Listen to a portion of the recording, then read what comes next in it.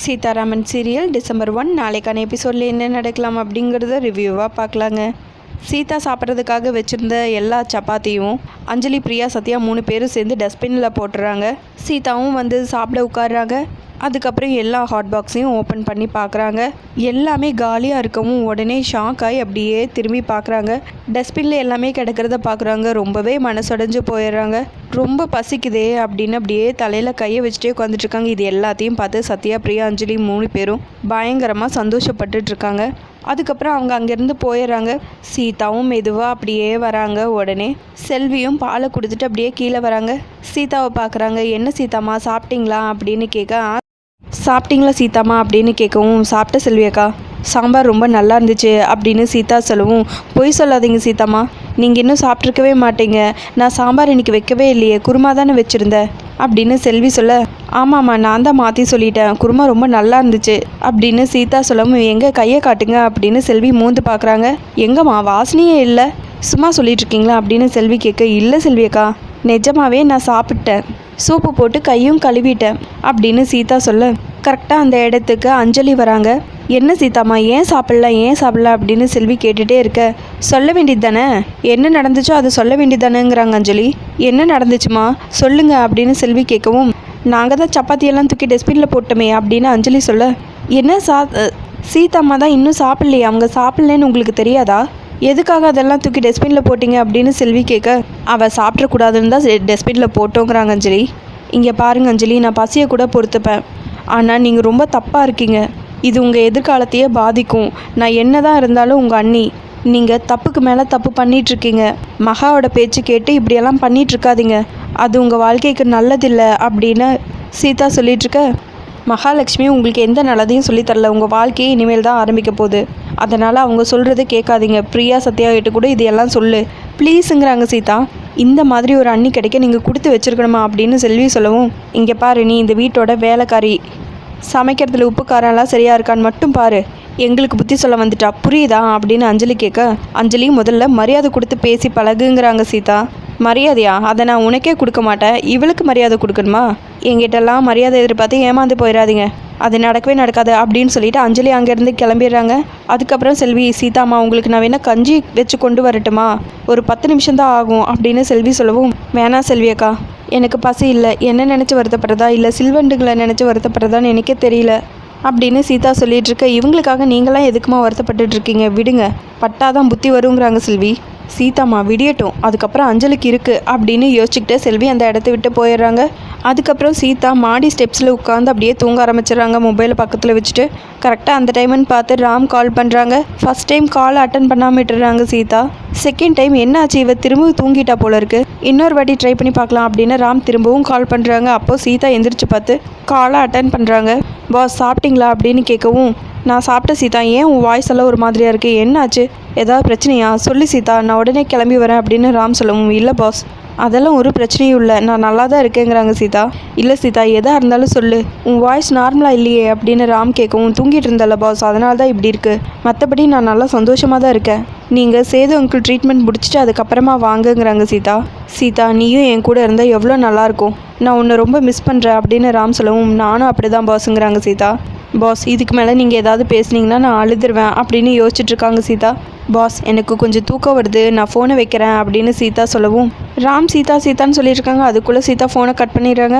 என்ன ஆச்சுன்னு தெரியலையே, அவளுக்கு ஏதோ பிரச்சனை இருக்குன்னு மட்டும் தெரியுது, ஆனால் என்னன்னு தெரியல, கூடிய சீக்கிரம் அதை கண்டுபிடிக்கணும், எனக்கும் அழ தெரியுங்கிறது புரிய வச்சதே நீ தான் சீதா அப்படின்னு யோசிச்சுட்ருக்காங்க ராம். பாஸ் என்னை மன்னிச்சிடுங்க, உங்ககிட்ட நான் போய் சொல்லிட்டேன், எனக்கு வேறு வழி தெரியல, ஒருவேளை நான் உண்மையை சொல்லிட்டேன், நீங்கள் அடுத்த நிமிஷமே இங்கே வந்து நிற்பீங்க, சேது அங்கிளோட ட்ரீட்மெண்ட் கெட்டு போயிடும் அப்படின்னு யோசிக்கிறாங்க சீதா. அடுத்த நாள் காலையில் விடிஞ்சதுமே செல்வி மீராவுக்கு கால் பண்ணி நடந்த எல்லா விஷயத்தையும் சொல்லிடுறாங்க.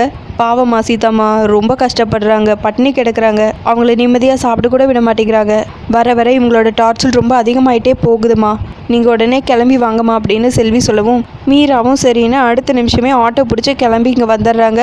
அஞ்சலி பேக்கில் புக்ஸ் எல்லாம் எடுத்து வச்சிட்ருக்காங்க. அப்போ மீரா நேராக வராங்க. செல்வியும் அங்கே நின்றுட்டுருக்காங்க.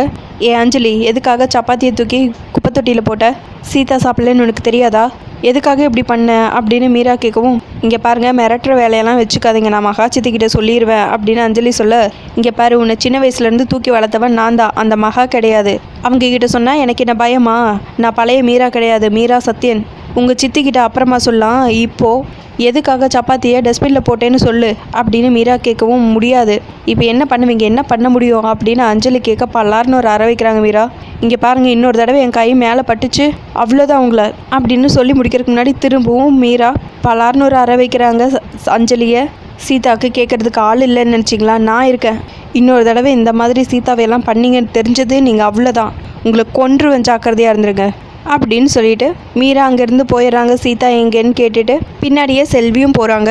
சீதா ரூமில் உட்காந்து தண்ணி குடிச்சிட்ருக்காங்க. மீரா ஆட்டோவில் இருக்கிற டிரைவருக்கு கால் பண்ணி, அண்ணா கேரியரை மறந்து வச்சுட்டு வந்துட்டேன், நீங்கள் கொஞ்சம் அந்த கேரியரை மட்டும் கொடுத்து விட்டுருங்க அப்படின்னு சொல்லவும் செல்வி போய் அதை வாங்கிட்டு வராங்க. இந்த சவுண்டை கேட்டு சீதா திரும்பி பார்க்குறாங்க. மீராக்கா வந்துட்டீங்களா, என்ன திடீர்னு சொல்லாமல் வந்திருக்கீங்க அப்படின்னு கேட்கவும், சரி சரி அதெல்லாம் அப்புறம் பேசிக்கலாம், தண்ணி குடித்தது போதும், முதல்ல தண்ணி எடுத்து அந்த பக்கவே. எதுக்காக சீதா நீ இவங்ககிட்டயெல்லாம் இவ்வளோ அடங்கி போகிற, எனக்கு புரியலை. சரி சரி மற்றதெல்லாம் அப்புறமா பேசிக்கலாம், உனக்காக நான் சூடாக இட்லி எடுத்துகிட்டு வந்திருக்கேன், நீ முதல்ல சாப்பிடு அப்படின்னு சொல்லிட்டு இட்லியெல்லாம் எடுத்து வச்சு சீதாவுக்கு ஊட்டி விடுறாங்க மீரா. கரெக்டாக அந்த நேரத்தில் அர்ச்சனா அஞ்சலி 2 பேரும் வராங்க. மீரா மீரா அப்படின்னு சொல்லி கத்துறாங்க அர்ச்சனா. சீதா அதெல்லாம் நான் பார்த்துக்கிறேன், நீ முதல்ல சாப்பிடுன்னு திரும்பவும் ஊட்டிகிட்டே இருக்காங்க மீரா. மீரா நீ எதுக்காக இந்த வீட்டுக்கு வந்த, எதுக்கு அஞ்சலி அடித்த அப்படின்னு கேட்கவும், ஏன் அவள் சொல்லலையா அப்படின்னு மீரா கேட்கவும், உனக்கும் இந்த குடும்பத்துக்கு எந்த சம்மந்தமும் இல்லை அப்படின்னு அர்ச்சனா சொல்ல, அப்படியா அப்படின்னு மீரா கேட்கவும், கையை உடச்சிருவேங்கிறாங்க அர்ச்சனா. எங்கே உடைங்க பார்ப்போம் அப்படின்னு கையை நீட்டவும், மீரா நான் சும்மா பேச்சுக்கெல்லாம் சொல்லலை, நிஜமாவே உடச்சி வீசிடுவேங்கிறாங்க அர்ச்சனா. அதுக்குள்ளே சீதா வேணும்னே கிண்டல் பண்ணுறதுக்காக, மீராக்கா சாம்பார் ரொம்ப நல்லா வாசனையாக இருக்கே, நீங்கள் என்ன போட்டிங்க அப்படின்னு கேட்க, கொஞ்சம் டேஸ்ட் நல்லா இருக்கட்டுமேங்கிறதுக்காக பெருங்காயத்தூள் கொஞ்சம் எக்ஸ்ட்ரா போட்டேன், வாசனைக்கும் செரிமானத்துக்கும் ரொம்ப நல்லாயிருக்கும் அப்படின்னு மீரா சொல்லவும், அம்மா நானே உங்ககிட்ட கேட்கணும்னு நினச்சேங்கிறாங்க செல்வி. செல்வி அக்கா நீங்கள் நினச்சிங்க நான் கேட்டுட்டேங்கிறாங்க சீதா. சித்தி வெறுப்பேற்றுறாங்க சித்திங்கிறாங்க அஞ்சலி. என்ன கிண்டல் பண்ணுறீங்களா அப்படின்னு அர்ச்சனா கேட்கவும், நாங்கள் எங்கே கிண்டல் பண்ணுறோம், நீங்கள் தான் கையை உடைக்கணும்னு சொன்னீங்க, ஆனால் அதை விட்டுட்டு வேறு ஏதோ பேசிகிட்ருக்கீங்க அப்படின்னு மீரா சொல்லவும், மீரா உனக்கும் இந்த குடும்பத்துக்கும் எந்த சம்மந்தமும் இல்லை, முதல்ல மரியாதையை இந்த வீட்டை விட்டு போடிங்கிறாங்க அர்ச்சனா. வாயை மூடுங்க, நான் பிறந்த வீடு இது, நீங்கள் கட்டிக்கிட்டவர் என் கூட பிறந்த அண்ணன், எனக்கு அப்புறம் தான் நீங்களே அப்படின்னு மீரா சொல்ல, அதான் அண்ணனுங்கெல்லாம் சொன்னது கேட்காம எவனையோ கூட்டிகிட்டு போயிட்டல, அப்புறம் என்ன எதுக்காக இங்கே வந்தேங்கிறாங்க அர்ச்சனா. நீங்கள் உங்கள் அம்மா வீட்டுக்கு போகவே மாட்டிங்களா அப்படின்னு சீதா கேட்கவும், நீ பேசாதேங்கிறாங்க அர்ச்சனா. பேசினா தானே ஒரு சில உண்மைகளெல்லாம் வெளியே வரும், நானும் உங்களை மாதிரி தான் இந்த வீட்டுக்கு மருமகளாக வாக்கப்பட்டு வந்திருக்கேன், நான் பேசக்கூடாதுன்னா நீங்களும் பேசக்கூடாதுங்கிறாங்க சீதா. சித்தி எல்லாத்துக்கும் காரணம் இந்த சோடா புட்டி தான், என்ன அடிச்சு இவங்கள ஃபோன் பண்ணி வர சொல்லியிருக்கா அப்படின்னு அஞ்சலி சொல்லவும், மீரா போட்டு அதுக்கப்புறம் இருக்கும் உனக்குங்கிறாங்க அர்ச்சனா. என்னோட ஒரிஜினல் முகத்தை உனக்கு காட்டுறேங்கிறாங்க அர்ச்சனா. இப்போவே காட்டுங்க, நானும் பார்த்துட்டு போகிறேன், எனக்கும் ரொம்ப ஆசையாக இருக்குங்கிறாங்க மீரா. இங்கே பாரு மீரா, உன்னை மகா கிட்ட சொல்லி இந்த வீட்டு வாசப்படியும் மிதிக்க விடாமல் பண்ணிடுவேங்கிறாங்க அர்ச்சனா. நல்லா கேட்டுக்கோங்க, நீங்கள் இந்த வீட்டுக்கு மருமக, ஆனால் நான் one of the shareholder, ஞாபகம் இருக்கா அப்படின்னு மீரா கேட்கும். உங்கள் பேரில் என்ன இருக்குங்கிறாங்க சீதா. நீங்கள் மருமக மட்டும்தான், ஆனால் மீராக்கா அப்படி கிடையாது, பிஸ்னஸ் பார்ட்னரு, உங்களை விட மீராக்காவுக்கு மரியாதையும் உரிமையும் அதிகமாக இருக்குது, பார்த்து பேசுங்கிறாங்க சீதா. அஞ்சலி இவங்க பேச்செல்லாம் கேட்டு துள்ளிங்க, நான் கருத்துருவேங்கிறாங்க மீரா. என்னால் ஒன்றும் பண்ண முடியாதுன்னு நினச்சிட்ருக்கீங்க, ஆனால் என்னாலையும் பண்ண முடியும், சேது அங்கிளோட ட்ரீட்மெண்ட் கெட்டு போயிடக்கூடாதுன்னு பல்ல கடிச்சிட்ருக்கேன் அப்படின்னு சீதா சொல்ல, பார்க்கலாண்டி அந்த 5% சொத்தை என் பேரில் மாற்றி காட்டுறேன் அப்படின்னு அர்ச்சனா சொல்லிகிட்ருக்க, சும்மா சொல்லிகிட்டே இருக்காதீங்க, மாற்றி காட்டுங்கிறாங்க மீரா. மாற்றி காட்டுறேங்கிறாங்க அர்ச்சனா. அச்சோ மீராக்கு எனக்கு ரொம்ப பயமாக இருக்குது அப்படின்னு சீதா சொல்லுவோம். ஆமாம் பயமாக இருக்குங்கிறாங்க மீராவும். உங்கள் மகா சித்தி பாஸோட பேரில் இருக்கிற சொத்தையே மாற்றணும்னு நினச்சாங்க, ஆனால் நான் மாற்ற விட்டேன்னா என்னாச்சு அப்படின்னு சீதா சொல்லிட்டு இவங்க 2 பேர்த்தோட ஷேரையும் மாற்றணும், அதுக்கப்புறம் தான் இவங்ககிட்ட பேசணுங்கிறாங்க அஞ்சலி. அந்த சொத்தையெல்லாம் என் பேரில் மாற்றி காட்டுறேன், அதுக்கப்புறம் உங்ககிட்ட பேசுகிறாங்கிறாங்க அர்ச்சனா. சரி சரி நீங்கள் மாற்றி காட்டுங்க, அதுக்கு முன்னாடி உங்களுக்கு நிறைய வேலை இருக்கும், நீங்கள் போங்கங்கிறாங்க சீதா. இங்கே பாரு சீதா, இந்த மீரா இங்கேயே இருக்க மாட்டா, இவ இருக்கிற தைரியத்தில் நீ ஓவரா ஆடிட்டுருக்க, இவ இங்கேருந்து போய் தான் ஆகணும், அப்போ இருக்கு உனக்கு அப்படின்னு சீதா கிட்ட சொல்லிட்டு திரும்பவும் செல்வி நின்றுட்டுருக்காங்க. இது எல்லாத்துக்கும் காரணம் நீ தான், உனக்கும் இருக்குன்ட்டு அங்கேருந்து போயிடுறாங்க. சீதா இதெல்லாம் கண்டுக்காத, நீ சாப்பிடுங்கிறாங்க மீரா. அதுக்கப்புறம் சீதாவும் சாப்பிட ஆரம்பிக்கிறாங்க. அடுத்ததாக அர்ச்சனா சுபாஷ்க்கு கால் பண்ணுறாங்க. என்னாச்சா அர்ச்சனா, எதுக்காக அழுகிற அப்படின்னு சுபாஷ் கேட்கவும், நீங்கள் முதல்ல வீட்டுக்கு வாங்கங்கிறாங்க அர்ச்சனா. உடனே அஞ்சலி ஃபோனை வாங்கி பேசுகிறாங்க. சித்தப்பா நீங்கள் முதல்ல வீட்டுக்கு வாங்க, இங்கே மீரா அப்படின்னு ஸ்டார்ட் பண்ணவும் உடனே அர்ச்சனா ஃபோனை வாங்கி நீங்கள் முதல்ல வீட்டுக்கு வாங்க, நான் சொன்னால் நீங்கள் வரமாட்டிங்களா அப்படின்னு அர்ச்சனா கேட்கவும், நீ அலறது என்னால் தாங்க முடியாது, இதோ நான் இப்போவே கிளம்பி வரேங்கிறாங்க சுபாஷ். இன்னொரு பக்கம் சீதா ரொம்ப ஹாப்பியாக சாப்பிட்டுட்டு இருக்காங்க. அதோட எபிசோடு முடிச்சிருக்காங்க. உங்களுக்கு இந்த வீடியோ பிடிச்சிருந்தா லைக் அண்ட் சப்ஸ்கிரைப் பண்ணி நம்ம சேனல் சப்போர்ட் பண்ணுங்கள். தேங்க்யூ.